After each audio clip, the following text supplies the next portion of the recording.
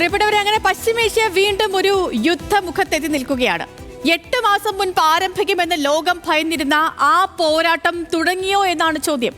ഇറാനും ഇസ്രയേലും പരസ്പരം നേരിട്ട് ഒരു യുദ്ധത്തിലേക്ക് ഇറങ്ങുകയാണോ? കഴിഞ്ഞ സെപ്റ്റംബർ ഒക്ടോബർ മാസങ്ങളിൽ ഇതുണ്ടാകുമെന്ന് ലോകം കരുതിയതാണ്. ലെബനനിലെ ഹെസ്ബുള്ള താവളങ്ങൾക്കാണ് അന്ന് ഇസ്രയേൽ കരയാക്രമണം ആരംഭിച്ചത്. തുടർന്ന് ഇസ്രയേലിലേക്ക് ഇറാൻ മിസൈൽ ആക്രമണവും നടത്തി. പശ്ചിമേഷ്യയിലെ ഏറ്റവും ശക്തരായ സൈന്യങ്ങൾ തമ്മിൽ യുദ്ധം തുടങ്ങുകയാണെന്ന് പലരും കരുതി. എന്നാൽ വെടിവെച്ചിടാവുന്ന ഡ്രോണുകളും ഏതാനും മിസൈലുകളും മാത്രം അങ്ങോട്ടും ഇങ്ങോട്ടും അയച്ച് ഇരു കൂട്ടരും അന്ന് സംയമനം പാലിച്ചു. പക്ഷേ ഇപ്പോ വീണ്ടും പരസ്പരം മിസൈൽ ഡ്രോൺ ആക്രമണങ്ങൾ നടത്തിയിരിക്കുകയാണ്. ആക്രമണം ആരംഭിച്ചത് ഇസ്രയേലാണ്.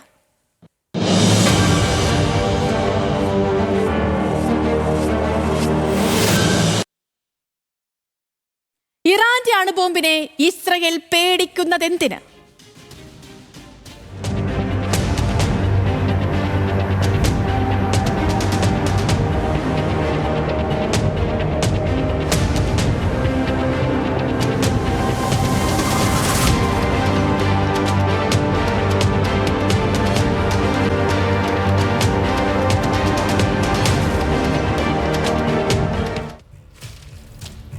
ഇതാണ് ചോദ്യം. എന്തുകൊണ്ടാണ് ഇറാന്റെ ആണവ പദ്ധതികളെ ഇസ്രയേൽ ഇത്രയും ശക്തമായി എതിർക്കുന്നത് എന്ന്.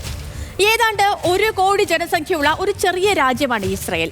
ഈ രാജ്യത്തിന്റെ നാശത്തിന് വേണ്ടി വാദിക്കുന്ന ഭരണകൂടമാണ് ഇറാനിലേത്. ഇറാന്റെ പരമോന്നത നേതാവ് ആയത്തുള്ള ഖംനി അടക്കമുള്ള നേതാക്കൾ ഇസ്രയേലിനെ നീക്കം ചെയ്യേണ്ട അർബുദം ആയാണ് കാണുന്നത്. ഇറാന് ആണവായുധം ഉണ്ടായാൽ തങ്ങളുടെ നിലനിൽപ്പിന് അത് ഭീഷണിയാകുമെന്ന് ജൂതർ ഭയക്കുന്നുണ്ട്. 1000 കിലോമീറ്ററിലധികം ദൂരപരിധിയുള്ള ബാലിസ്റ്റിക് മിസൈലുകൾ ഇറാൻ വികസിപ്പിക്കുകയാണ്. അവയ്ക്ക് അനായാസം ഇസ്രയേലിലെ നഗരങ്ങളിലേക്ക് എത്താൻ കഴിയും. അവയിൽ ആണവ പോർമുനകൾ കൂടി ഉണ്ടെങ്കിൽ ഇസ്രയേൽ പൂമുഖത്ത് അവശേഷിക്കില്ല എന്ന് അവർ ഭയക്കുന്നു.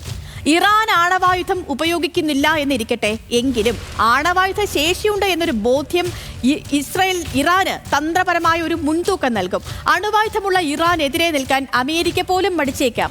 ഇസ്രയേലിനെ അത് നയതന്ത്രപരമായും സൈനികപരമായും ഒറ്റപ്പെടുത്തും. സമീപകാലത്ത് നിരവധി തവണ ഇറാന്റെ ആണവ കേന്ദ്രങ്ങളെ ഇസ്രയേൽ ആക്രമിച്ചിരുന്നു. ചിലപ്പോൾ സൈബർ ആക്രമണത്തിലൊതുങ്ങി, മറ്റ് ചിലപ്പോൾ അത് പ്രധാന ശാസ്ത്രജ്ഞരുടെ കൊലപാതകങ്ങളിലേതുപോലെ വ്യോമാക്രമണത്തിലും ഒക്കെ എത്തിയിരുന്നു. അപ്പോൾ എന്തിനാണ് ഇസ്രയേൽ ഇറാനെ പേടിക്കുന്നത് ചോദിച്ചാൽ വളരെ സിമ്പിളായി ഇങ്ങനെ നമുക്കതിനെ പറയാം. കുറച്ച് ആക്രമണങ്ങൾ, ഇറാന് നേരെ ഉണ്ടായ ഇസ്രയേൽ ആക്രമണങ്ങളെ കുറിച്ച് നമ്മൾ വിശദമായി പരിശോധിക്കുകയാണ്. ആദ്യത്തേത് സ്റ്റക്നെറ്റ് സൈബർ ആക്രമണമാണ്. ഈ സൈബർ ആക്രമണം 2010 ഉണ്ടായതാണ്. 2010 നെതാൻസ് അടക്കമുള്ള ആണവ കേന്ദ്രങ്ങളിലായിരുന്നു ഈ സ്റ്റക്നെറ്റ് സൈബർ ആക്രമണം നടന്നത്. അമേരിക്കയുടെ പിന്തുണ ഇതിന് പറയപ്പെടുന്നുണ്ട്. സ്റ്റക്നെറ്റ് എന്ന കമ്പ്യൂട്ടർ വൈറസ് ഉപയോഗിച്ചുകൊണ്ടുള്ള ആക്രമണമായിരുന്നു ഇത്. അടുത്തത് നെതാൻസിലെയാണ്. നെതാൻസിലെ 9000 സെൻട്രിഫ്യൂജുകളിൽ 1000-ഓളം വൈറസ് തകരാറിലായി. അവയെ സ്വയം നശിപ്പിക്കാൻ പ്രേരിപ്പിച്ചു എന്നാണ് പറയുന്നത്. ഈ യുറേനിയം സമ്പുഷ്ടീകരണത്തിന് ഉപയോഗിക്കുന്ന ഉപകരണത്തെയാണ് നമ്മൾ ഈ സെൻട്രിഫ്യൂജുകൾ എന്ന് പറയുന്നത്. അപ്പോൾ ഈ സൈബർ ആക്രമണം ഇറാന്റെ ആണവ പദ്ധതികൾ കുറച്ചുകാലം വൈകിപ്പിക്കാനും കാരണമായി. ഇനി നമ്മൾ മുതിർന്ന ശാസ്ത്രജ്ഞരുടെ കൊലപാതകങ്ങളിലേക്ക് പോവുകയാണെങ്കിൽ, ഇറാന്റെ ആണവ പരീക്ഷണങ്ങൾക്കൊക്കെ നേതൃത്വം നൽകുന്നു എന്ന് കരുതപ്പെടുന്ന മൊഹ്സിൻ ഫക്രിസാദയെ വധിച്ചത് 2020 നവംബർ മാസം 27-നാണ്.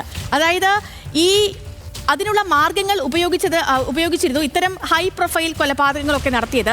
ഫക്രിസാദയെ കൊന്നത് ഒരു നിസാൻ ട്രക്കിൽ ഘടിപ്പിച്ച മെഷീൻ ഗണ്ണിൽ നിന്നും റിമോട്ട് ഉപയോഗിച്ച് വെടിയുതിർത്താണ്. അടുത്തത് 2024 ഒക്ടോബറിലേക്ക് നമ്മൾ പോവുകയാണ്. 2024 ഒക്ടോബർ 24 അന്ന് എന്താണ് സംഭവിച്ചത് ചോദിച്ചാൽ, ഇസ്രയേൽ ഇറാനിലെ 20 കേന്ദ്രങ്ങളിൽ നടത്തിയ ആക്രമണത്തിൽ ടെഹ്റാനടുത്തുള്ള പാർച്ചിൽ സൈനിക കേന്ദ്രവും നശിപ്പിക്കപ്പെടുകയായിരുന്നു.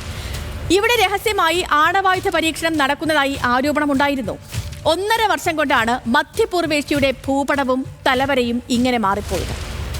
ഇതിന് തുടക്കമിട്ടത് 2023 ഒക്ടോബർ മാസം 7-നാണ്. എന്താണ് അന്നത്തെ പ്രത്യേകത? ഇസ്രയേലിൽ അന്ന് വ്യോമാക്രമണമുണ്ടായി. തുടർന്ന് ഇസ്രയേൽ നടത്തിയ പ്രത്യാക്രമണങ്ങളിൽ ഹെസ്ബുള്ളയും ഹമാസും നിലതെറ്റി വീണു. ഹെസ്ബുള്ളയുടെ മാത്രമല്ല, ഹമാസിന്റെയും പ്രധാന നേതാക്കളെയൊക്കെ ഇസ്രയേൽ വകവരുത്തുകയായിരുന്നു. ലെബനനിലെ പേജർ സ്ഫോടനങ്ങൾ സൃഷ്ടിച്ച പ്രകമ്പനം മറക്കാറായിട്ടില്ല. അതുപോലെ തന്നെ 2024 ആരംഭിച്ച സൈനിക നടപടികളിലൂടെ ഇസ്രായേൽ ഹമാസിന്റെ സൈനിക ശേഷിയും അവരുടെ തുരങ്ക ശൃംഖലയും ഏതാണ്ട് പൂർണ്ണമായും തകർക്കുകയായിരുന്നു. സിവിലിയന്മാരടക്കം ആയിരങ്ങൾ ഗാസയിൽ കൊല്ലപ്പെട്ടത് വ്യാപകമായ മനുഷ്യാവകാശ ലംഘനങ്ങൾക്കും അന്താരാഷ്ട്ര വിമർശനങ്ങൾക്കുമൊക്കെ വഴിവെച്ചെങ്കിലും നെതന്യാഹു അതിനെ ഒന്നും വകവയ്ക്കാത്തതും അദ്ദേഹത്തിന്റെ പ്രസംഗങ്ങളും ഒക്കെ നമ്മൾ കേട്ടതാണ്. ഇനി മറ്റൊന്ന് ഏറ്റവും പ്രധാനം, അത് ബാഷറിന്റെ പലായനമാണ്. ഇറാന്റെ ഉറ്റ ചങ്ങാതിയായിരുന്ന സിറിയയിലെ ബാഷർ അൽ അസദ് റഷ്യയിലേക്ക് പലായനം ചെയ്തതും കഴിഞ്ഞ വർഷമാണ്. പകരം വന്നത് പാശ്ചാത്യ രാജ്യങ്ങളോട് കൂറുള്ള അഹമ്മദ് അൽ ഷാരയായിരുന്നു. ഇറാന് കനത്ത അടിയാണ് സിറിയയിലെ ഈ ഭരണമാറ്റമുണ്ടാക്കിയത്. അതുവഴിയാണ് ഇറാൻ ഹെസ്ബുള്ളയ്ക്ക് ആയുധം എത്തിച്ചിരുന്നത്. അമേരിക്കൻ വിമാനങ്ങൾ യമനിലെ ഹൂതികൾക്കുമേൽ ബോംബ് വർഷിച്ചതും ആഘാതമായി. മധ്യപൂർവേഷ്യയിൽ ഇസ്രയേലിന്റെ വാക്കിനെ ചെറുക്കാൻ ആരുമില്ലാത്തൊരു സാഹചര്യമുണ്ടായി. ഒരുപക്ഷെ ഇറാന്റെ ആണവ കേന്ദ്രങ്ങൾ ആക്രമിക്കാൻ ഇസ്രയേലിന് ശക്തി നൽകിയതും ഈ സംഭവ വികാസങ്ങളാകണം. ഇതിനിടയിൽ പറയേണ്ട മറ്റൊരു കാര്യം, അബ്രാം കരാറുകളുടെ സഹായത്തോടെ സൗദി അറേബ്യ അടക്കമുള്ള അറബ് രാജ്യങ്ങളുമായി നയതന്ത്ര വാണിജ്യ ബന്ധങ്ങൾ സാധാരണ നിലയിലാക്കാനും ഇതിനിടയിൽ ഇസ്രായേൽ ശ്രമിച്ചിരുന്നു എന്നുള്ളതാണ്. അങ്ങനെ ആകെ തളർന്നിരിക്കുന്ന ഇറാന് വിലപേശാൻ കയ്യിലുള്ള ഏക സംഗതി എന്ന് പറയുന്നത് അണുവായുധങ്ങളാണ്. അണുവായുധം ഉപേക്ഷിച്ചാൽ ഉപരോധം അവസാനിപ്പിക്കാമെന്ന ട്രംപിന്റെ വാഗ്ദാനം സ്വീകരിക്കാൻ കഴിയാത്തതും അതുകൊണ്ടാണ്. ഈ ഇറാൻ ചോദിക്കുന്ന ഒരൊറ്റ ചോദ്യം അമേരിക്കയെ എങ്ങനെ വിശ്വസിക്കുമെന്നുള്ളതാണ്. നിരായുധരായി നിൽക്കുമ്പോൾ അമേരിക്ക വാക്കുമാറ്റില്ല എന്നെന്താണ് ഉറപ്പെന്നും ചോദിക്കുന്നുണ്ട് ഇസ്രായേൽ. ഒരു വിട്ടുവീഴ്ചയ്ക്കും ഇല്ല എന്നുള്ള ഒരു നിലപാടിലേക്ക് ഇറാനെ എത്തിക്കുന്നതും അതുതന്നെയാണ്. നെറ്റാൻസ് തകർക്കാനായെങ്കിലും ഇറാന്റെ ആണവ പദ്ധതി അത് പൂർണ്ണമായും ഇല്ലാതാക്കാൻ ഇനിയും ഇസ്രായേൽ ആയിട്ടില്ല. കാരണം ഭൂമിക്കടിയിൽ വളരെ ആഴത്തിൽ സ്ഥാപിച്ചിട്ടുള്ള ഫോഡോ ആണവ കേന്ദ്രം ഇപ്പോഴും പ്രവർത്തന സജ്ജമാണെന്നാണ് പറയപ്പെടുന്നത്. അതായത് ഈ ഒരു ആക്രമണം അത് ഇപ്പോൾ നമ്മൾ ഈ കാണുന്ന സ്ഥിതി കൊണ്ടൊന്നും ആണവായുധ പദ്ധതി, ഇറാന്റെ ആണവായുധ പദ്ധതിയെ പിടിച്ചുകെട്ടാനാവില്ല എന്ന് തന്നെയാണ് നിരീക്ഷണം. ഇതിനകം തന്നെ Saudi, UAE, Qatar, Oman, Egypt തുടങ്ങി നിരവധി ഇസ്ലാമിക രാജ്യങ്ങൾ ഇസ്രായേലിനെ അപലപിച്ചിട്ടുണ്ട്. ഇറാന്റെ സുഹൃത്തുക്കളാകട്ടെ റഷ്യയും ആകട്ടെ ഇസ്രായേലിനെതിരായുള്ള ആക്രമണം പ്രകോപനമില്ലാതായിരുന്നു. ഒരു പ്രകോപനവും ഇല്ലാതെയാണ് ഇസ്രായേൽ റഷ്യയെ ആക്രമിച്ചതെന്നാണ് റഷ്യയുടെ നിലപാട്. ഈ ചൈനയുടെ നിലപാടിലേക്ക് പോവുകയാണെങ്കിൽ ചൈന ഇതുവരെ പരസ്യമായി ഒരു നിലപാടും പ്രഖ്യാപിച്ചിട്ടില്ല. ഈ വിഷയത്തിൽ മൗനം തുടരുകയാണ് ഷീ ജിൻപിങ് ഭരണകൂടം. ഇന്ത്യയിലേക്ക് വന്നാൽ ഭൗമ രാഷ്ട്രീയ സാഹചര്യങ്ങളും ശക്തമായ പരസ്പര ബന്ധങ്ങളും രാജ്യ താല്പര്യങ്ങളും ഒക്കെ കാരണം ആരെയും വെറുപ്പിക്കാനാവാത്തൊരവസ്ഥയിലാണ് നമ്മുടെ രാജ്യം. ചൈനയെ ചെറുക്കുന്നതിന് ഇറാനിലെ ചബഹാർ തുറമുഖം നമ്മുടെ രാജ്യത്തിന് വളരെ പ്രധാനപ്പെട്ടതാണ്. ഇസ്രായേൽ ആകട്ടെ ആവശ്യമുള്ളപ്പോഴൊക്കെ സഹായത്തിനെത്തുന്ന ഉറ്റ ചങ്ങാതിയും. ചേരിചേരാ നയം ഇവിടെയും നമ്മുടെ രാജ്യത്തെ കാക്കട്ടെ.